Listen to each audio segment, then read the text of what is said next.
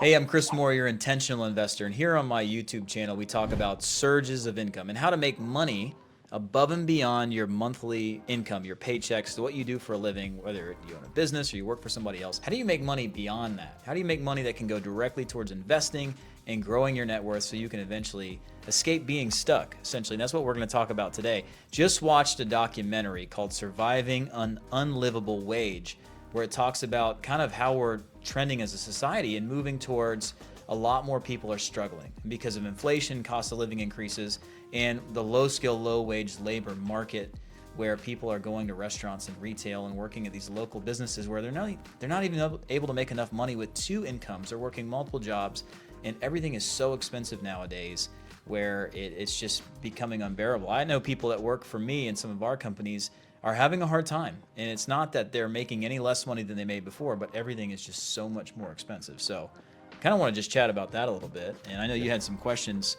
for me, some things that you wrote down as we were watching this, and I've got some thoughts too. So this is David, by the way. David Osborne, nice to meet you guys. I'm actually part of the creative team here. But a lot of watching this documentary on kind of living with an unlivable wage struck home to me, and I know a lot of people are struggling with that. So I thought we'd carry that forward a little bit. Chris he's in business acquisition, teaching business acquisition, the acquiring of businesses. How do you get from growing up in a small town in Alabama, not having many options, serving tables, just seems like a long jump. So I was gonna try to close that bridge a little bit and share that information with you guys. Well, I mean, being stuck and kind of looking at it from one angle of this is kind of where I was born into, I live in this small town, there's not a lot of opportunity where I live. That's one way you can look at it. And that's where most people look at it because they're looking at it from their own point of view. But you can also step back and say, what would have to be true for me to have more opportunity? What would have to be true for me not to follow in everybody else's footsteps in my town and be able to one day move on to bigger and better things and be able to learn new skills that pay a lot more money, right? So instead of saying I'm stuck or because of things I can't control, like where I was born or my family or this or whatever it is, there's always a way out of it. So I think it's more about just flipping it around and saying what would have to be true for me able to do that, right? So I was talking to somebody yesterday and we were talking about something that was going on in one of our businesses. And I said, man, how different would it feel right now if no matter what you put after that, you can suspend people's reality, you can have people think outside the box. So I said, how different would it feel right now if this wasn't even a concern? Imagine we already had this amount of money coming in every single month and all of our expenses were paid. How different would that feel? And he's like, wow, it feels so much different. I said, that should be the compass of what we should be focused on. Rather than focusing all of our energy on feeling stuck and feeling all that negativity, why don't we figure out what would have to be true for us to not be stuck? And that's kind of where I look at it. And that's how I started my journey. Is I realized real quick that I was made for more than this.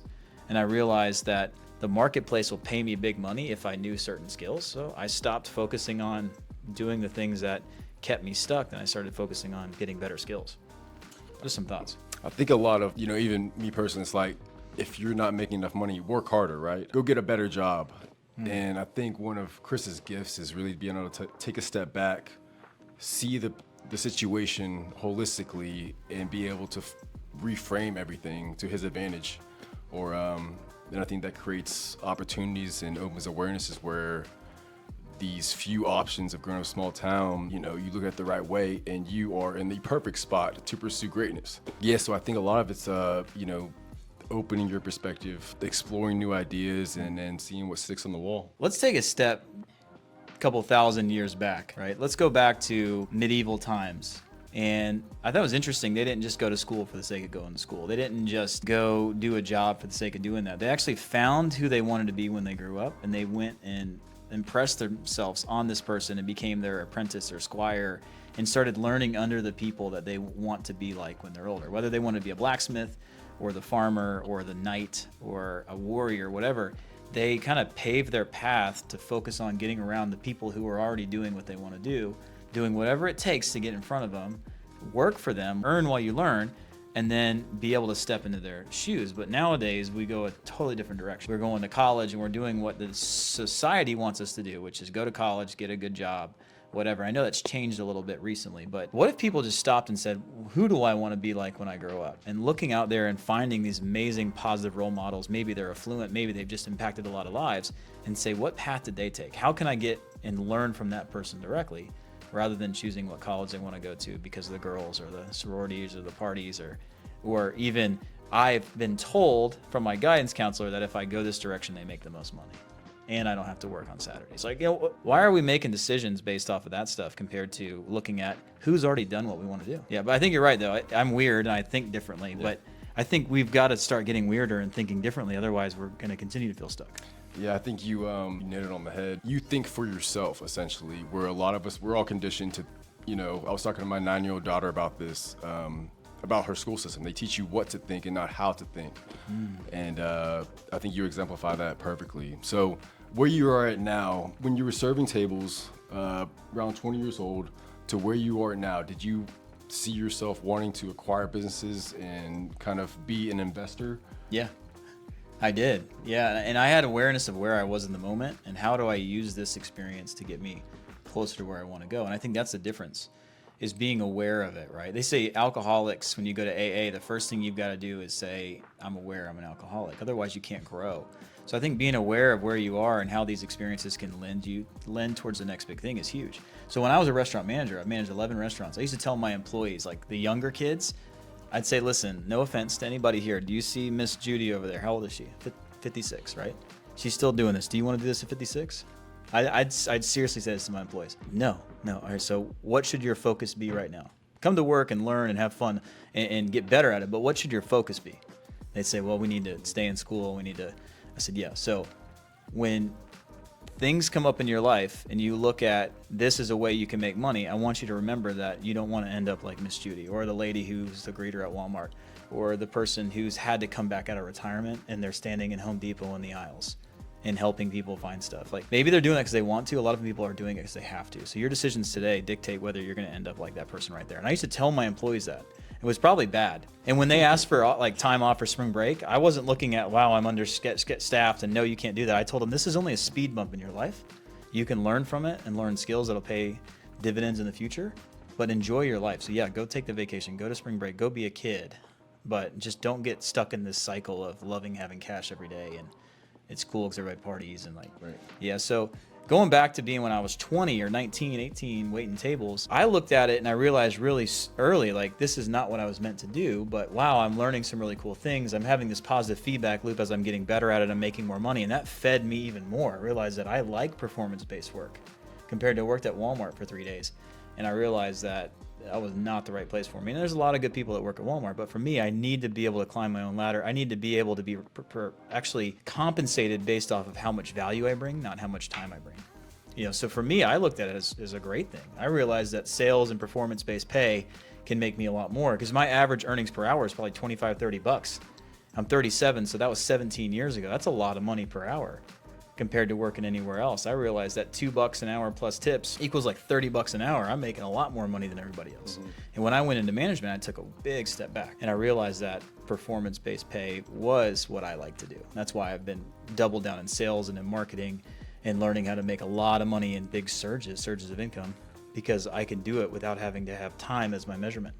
So that's how I did it. I looked at it, I just experienced it and internalized it different than the average person. Are you one to reflect, on a daily, weekly basis and kind of, you talk like you're always in a third body experience looking at yourself, which is hard to do when you're in the weeds. Yeah. When you're in survival mode, when you're looking at paying paycheck to paycheck, it's hard to step back and you're right. Reasonably look at yourself. What would you say about that? So I'm no stranger to that feeling, by the way. I got married at 21. I had 2 kids by 23, sole income of the household. So you talk about growing up fast and being in charge of something and not making very much money. I've been there, dude. I made $30,000 a year, then $36,000, then $40,000. And I played that game of the only thing I could do is show up at work, make more money. As long as I perform well, I keep getting raises or I keep getting picked up by bigger companies. And did I always have the ability to look at something almost like from an omniscient standpoint and seeing it at the 30,000 foot level? No, it's a lot of years of reflecting. A lot of it is understanding in the moment that this is not my future, but also being aware that I can learn from this. That was already there. I was already present in the moment. And I was also I was born to teach and mentor. I was doing it before I even knew what it was. I just did it because I liked it. I've lived in a world where my experiences are something that I feel like we can learn from rather than something that happened to us. So maybe it's just a mindset. I don't know. It's kind of weird. It's a good question. I don't know if I've always thought like that, but I think Jesus taught in parables, and I'm not comparing myself to him whatsoever, but I feel like the experiences we have in life, if we can put them into a story, people can learn from them so much easier. So maybe that's why I do it that way. But, No, 100%. I think one of your gifts that you were just innately given. You've cultivated it up to this point, but you're naturally charismatic. You love to talk. You love to share stories. Probably talk too much. Yeah. Yeah. No, just kidding. But you can tell that this is not a force, just being around you. It comes from an innate place, which I think was a gift you started with, and then God saw that you used that and gave you a little bit more gifts to work with. But bartending, going to serving tables, I imagine you're charismatic then. You could talk to people. You knew how to kind of sell the dishes, upgrade the drinks, cross-sell this. And then you went to management, which at that point I thought you would climb the corporate ladder in a sense. Yeah, I got kind of ripped out of it though at 25, which is really a great thing in hindsight. But I was good at it. I liked it. I'll tell you an interesting story. So when I was 24, 25, I was waiting tables again. I went back to waiting tables because I didn't want to work full time because I could make the same money part-time bartending waiting tables as management. And I went back to college.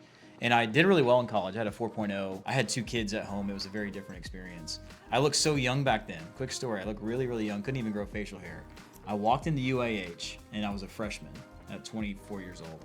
And the woman says, well, you have to live on campus. All freshmen live on campus. I said, well, I don't think I am a part of that. And she said, no, you do, sweetie. You have to live on campus. And I said, well, can my wife and my 2 kids live with me as well? And she just laughed and handed me the application. She didn't believe it because I looked so young. But I went back to college, and then I went back to restaurant management again because I realized that college was a waste of my time. What did you study in college? I was doing computer science at the time because the reason why I wanted to do it is because it paid the highest wage for any just bachelor's degree. But then a year later it didn't. But either way, I dropped out of that. Went back into management, and I was training at Steak and Shake in Atlanta to be a manager at Steak and Shake in Huntsville. And I get a call from this lady. I'm not gonna say any names, but wonderful lady, real estate agent. And they were part of this Hispanic Business Alliance of North Alabama, Hibana, something like that. It's pretty cool. And there's all these Spanish-speaking business owners that are all friends. And this one I think she was originally from Puerto Rico. Friends with my mom. She called me. And she's like, I need you to come home. And God told us that you're going to help my friends and run this restaurant. And I was like, okay. I'm like my 4th day in training at Steak and Shake. And I listened and I said, okay. I mean, who am I to argue with God, right? So no joke. I left, came home, and I went and opened a restaurant with a family in an area in Alabama where they just got hit by a tornado back in 2011. And just the whole ecosystem stalled out. And I went in and learned enough Spanish. We redid the menu. We taught the cooks serve safe. I learned how to speak Spanish to the cooks. There's one English speaking cook. I hired an entire staff, and in 4 days we opened the restaurant. And I ran that restaurant for about 6 or 8 months. And then I left. 2 years later, I came back for 3 months and took them digital. And those have been lifelong friends of ours now. And they actually ended up exiting that business and sold it profitably, and then went and spent a month or 2 in the DR where she was from. And it was just so cool where that was my last job in restaurants was that. And it was a whole nother experience for me. And I realized at that moment that the restaurant business wasn't bad. And it wasn't that I didn't like it, but I loved the people. I loved serving people. I loved teaching the waitresses how to make more money. I used to have them hold their little book up like this, and I taught them to put a picture of their children like this so that people are staring at a picture of their children as they're waiting tables. Instant 25% tip increase. I love helping people realize that their potential is bigger than this restaurant and help them make better decisions. I just loved being around that. But that was my last restaurant job. It's kind of cool. But I got kind of ripped out of restaurants because I hurt my back and I just couldn't keep doing it. And my mom says, ooh, you're going to go to real estate school. So she put me in real estate school, and then we blew up. I sold 100 houses my first year, and I tripled her business. And then up until even earlier this year, I had 25 agents on our real estate team that we owned. And it was a big venture for a long time. But it was amazing how that one moment, it's almost like you were made for more than restaurants. You've done your mission work here. Now we're going to a new field. And I think real estate really opened up my possibilities a lot more. Yeah. Taught me that I didn't know anything about money. My first big year, $180,000, $200,000, I pissed it all away. I bought a moped. I had moped though. Moped was cool. Got spinners on. It was from China and it broke really fast. But I learned so fast that I know how to make a lot more money a lot faster. And I realized that I like making a lot more money in big spurts, but I also realized that I hated selling real estate. And that taught me a lot as well. I realized that I was driven by security. Even though you wouldn't think I am, I need to feel security in my money. Otherwise, I'm not myself. I can't give my best version of me to anybody. So I learned a lot through that. I learned that, wow, I can make 10, 20 grand in one foul swoop, like one swing. And that's so much easier than going and working for somebody else where I could never make that much money like that. So I realized that. Then I had these moments of clarity where I lost a lot of money all at one time that showed me that I need to be very diversified and have lots of different streams of income, not just one. Like I learned so much, through those 3 years, the initial 3 years in real estate. It's pretty magical, but that's another video for another time. I can give you my life lessons. Timeline wise, you guys probably don't know this, but 12 years old, started my first company. I even had like people working for me all the way up, moved from like central Alabama down to Florida. Then me and my cousin had pressure washing, lawn maintenance. We trimmed a lot of like palm trees, made tons of money. We're always self-employed. I didn't work anywhere really. Besides we worked at some church kitchens with my buddy. Is your dad or mom an entrepreneur? Mom's an entrepreneur. Dad passed away a while back. He was an entrepreneur and then he went the corporate life for 26 years. Yeah, but definitely very successful mindsets. And I got to learn a lot from watching them. But yeah, about 19, I finally went to go work at restaurants, and then all the way to 25, I was always in restaurants, and then 25 was that cutoff where I switched over to real estate full time, and that was a big moment in my life. Yeah, for sure. I'll tell you guys all about that one day. It was pretty interesting. I ended up in the MLM circuit really quickly, making money and helping people with huge MLM downlines influence and monetize their downlines and create digital products, and we made millions doing that. But that was all stemming from just being in real estate. It was pretty cool. That's how I got to where I am today. So can I carry on this? So is that kind of your entry into business acquisition, is getting into from real estate? You kind of made a company from being able to sell a product? Yeah, acquisitions came later, way later, like the last couple of years. Right? We call it doing deals. That came way later. I started starting companies, not buying them. I started companies. My wife makes jokes like every week I would come home and tell her that I started a new company. She won't lie. Did she tell you that? No. Oh, but she's real. Yeah, it's real. I was starting companies all the time. Buying businesses, acquiring businesses that already have cash flow is a better way of doing it in 99% of the time. And now that's what we're working on. Now that's what I'm doing the last couple of years. But no, I was starting businesses. Yeah. Or joining businesses that are already going to take them to the next level and being a partner, which is consulting for equity. Yeah. What makes me good at acquiring businesses is the fact that I'm good at business. Right. That's the key. I understand how to grow businesses. I know and understand demand. I know how to channel demand. I know how to sell. I know how to market. I know how to create customers and leads on demand for almost any industry. And I also understand business development. That's what makes me good at it. Yeah, but it's a compilation of all these experiences together. It's not just the one. Warren Buffett, I heard a quote. This might just be someone managing social, but he won't invest into a company unless they've had 5 failures of starting businesses. Is there any prerequisites that you kind of It's interesting. look for when you're looking for a candidate that's looking to get into business acquisition? I guess I don't understand. When I'm looking for someone that we're teaching how to acquire businesses? Yeah, or I don't think you have to look at it like where someone has to have failed. I think what he's saying is if he's going to invest in a person, that he's looking for them to have already gone through a set of failures. Otherwise, they don't have the right perspective and they don't have the right stick-to-itiveness to be successful in the long run. And they also, if you don't know what doesn't work, you can't avoid it in the future. So I guess that makes sense. I think on Shark Tank, a lot of times you hear them say that they're investing in the person, not the business. Right. And I think that's what they're looking for. Is this person going to be all in and focused? Otherwise, if there's not someone driving the business constantly, it's not going to go anywhere. So I can get that. When it comes to someone who wants to get into business acquisitions, the best people are usually people who have some perspective, right? If you don't have perspective, if you haven't tried lots of things, you haven't considered going in a lot of different directions, you haven't studied and learned a lot about what you could do besides business acquisitions, maybe you're not the best fit for it. But I don't know, when it comes to being an entrepreneur or investing your money in something that can pay a return, there's very few things that can beat business acquisitions, in my opinion, because you can tap into already profitable businesses and you can buy them with almost nothing down. And it's the stability you're looking for. Yeah, but it also depends on your background, right? So you got to stay in your lane. If you are someone who's got a great background in a very specific field, and then you try to go buy a business in a completely different industry, it may not translate really well. So I think more about when business acquisitions comes to the forefront of your mind, it starts usually with a moment, I'm tired of making other people money. I'm growing this business. I'm the one who makes the magic happen in this company, but I'm not the owner. You can never climb higher than the owner in a business. So I think a lot of times people decide to buy a business or get into business for themselves when they have that moment where they're like, man, I'm tired of making somebody else's money. I'm tired of waking up every day and building somebody else's castle and their dreams and their future. And I'm putting money in their kids' trust fund instead of my kids' trust fund, right? So I think that's the moment, and buying a business is just a conduit. I think it's the best kept secret in investing, for sure. No, I think so too. And you're hearing it from the legend here. No, and I'm not the legend in business acquisitions. Not yet. No.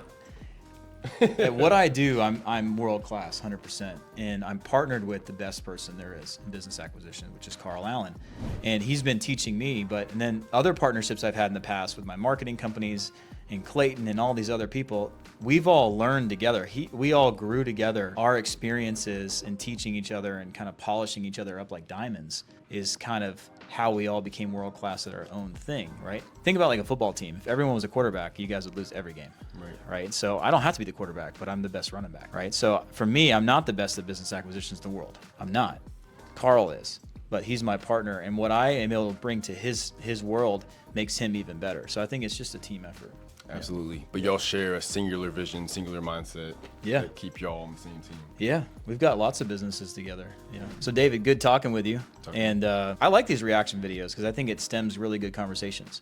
Yeah. The man behind the camera, Lorian, we've had some good conversations too, just from different conversations that we've had and videos we've filmed have just gone into these spiraling debates. But I think it's cool that we're able to reflect on this, and it went in a totally different direction. But yeah. Thanks for being here with me. Fist bump. Yes, sir.